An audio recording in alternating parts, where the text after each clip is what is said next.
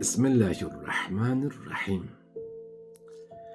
Abdullah İbni Amir bize Ebu Abdullah el-Berki'den, o da Hasan İbni Osman'dan, o da Muhammed İbni Fazil'den, o da Ebu Hamza Somali'den, İmam Cafer Muhammed Bakır aleyhisselamın belə buyurduğunu nəqlidir.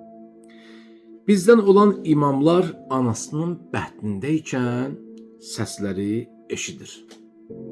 Dünyaya gəldikdə bir mələk gələrək onun sağ qoluna belə yazır: Rəbbinin sözü düzgün və ədalətli şəkildə tamam oldu.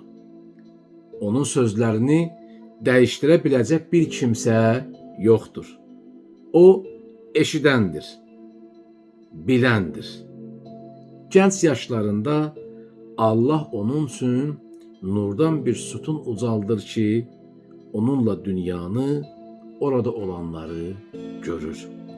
Oradaki heç bir şey ona gizli qalmır. Yəni əzizlər, Əhl-i Beyt əleyhissalam, İmam əleyhissalam şərqlə qərbin arasındakini nur vasitəsilə görür.